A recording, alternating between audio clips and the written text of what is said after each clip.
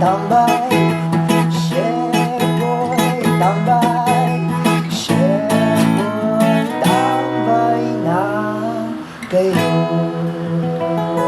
Tambay na.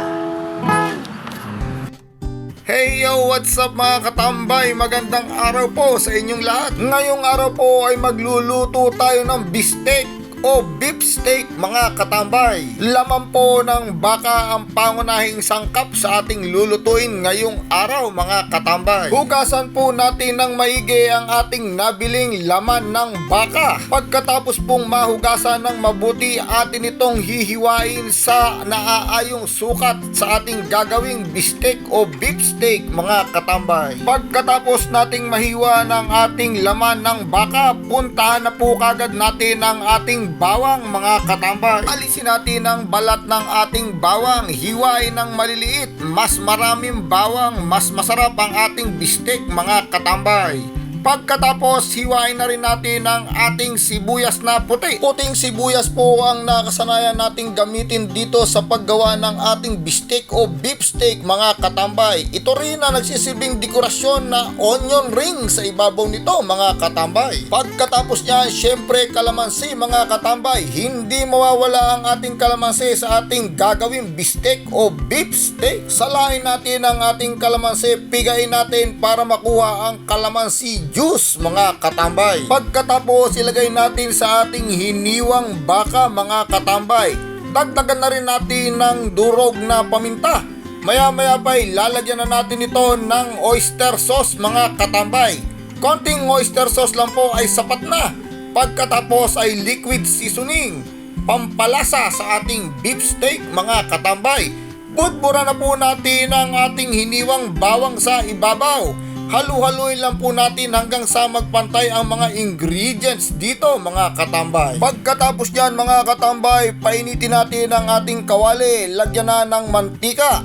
Atin ang lulutuin ng bahagya ang ating puting sibuyas mga katambay. Ito po ang isang paraan para kung ayaw nyong masyadong matapang ang ating sibuyas na gagamiting pang dekorasyon sa ibabaw, lutuin lang natin ng bahagya. Atin itong pipirituin para mamatay ang tapang ng sibuyas na puti. Kung gusto nyo naman ng medyo may kagat o matapang ang lasa ng sibuyas, wag na po ninyong pirituhin ang ating sibuyas na puti mga katambay. Pagkatapos niyan mga katambay, ilagay na po natin ang ating minarinate o hinalo-halong ingredients na baka, sibuyas, bawang at kung ano-ano pa sa ating kawali mga katambay. Matapos ang ilang sandaling pagpapakulo sa ating beefsteak, beefsteak o baka mga katambay, atin itong lalagyan ng Sprite mga katambay. Opo, Sprite po yan gagamitin nating pampalambot sa ating beefsteak mga katambay. Magbibigay ng kakaibang tamis at sarap sa ating ulam ngayong araw. Ayan po't kumukulo na mga katambay. Sigurado pong ito'y malambot na.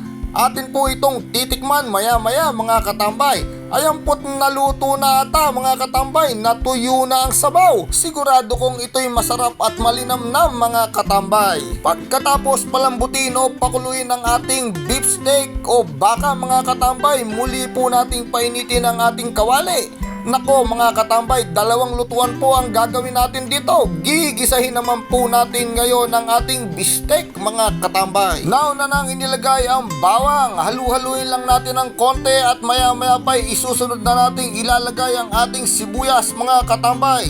Para lang tayong naggigisa ng kung ano, pero ngayon beefsteak ang ating gigisahin mga katambay. Napakasarap po nito, sinisigurado ko sa inyo. Mapaparami na naman ang kainin ninyo mga katambay. Ayan po't nilagay na ang ating baka mga katambay. Kumukulo-kulo pa, tumitila-tilansik pa. Halu-haluin lang natin ang bahagya. Lagyan na po ng pampalasa. Syempre ang durog na paminta. Lagyan po natin ng konting toyo mga katambay. Hayaan lang po natin kumulo-kulo at maya-maya pa halu-haluin lang ng konti. Sinisigurado ko po sa inyong ubos na naman ang kanin nito mga katambay. Lagyan din natin ng powder seasoning. Hindi po mawawala yan. Pampalasa sa ating beef steak mga katambay. Halu-haluin lang po natin ng bahagya. Maya-maya po sinisigurado ko sa inyong ito'y maluluto na. Mga katambay, napakasarap nito.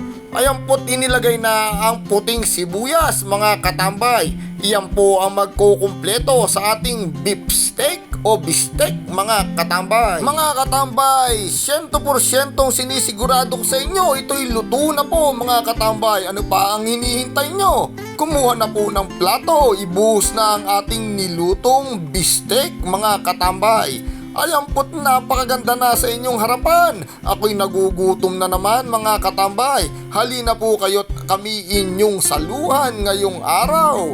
Muli po mga katambay, kung inyo pong nagustuhan ang aming nilutong ulam ngayong araw, huwag nyo pong kakalimutang mag-follow, mag-share, mag-like at mag-comment sa aming Facebook page.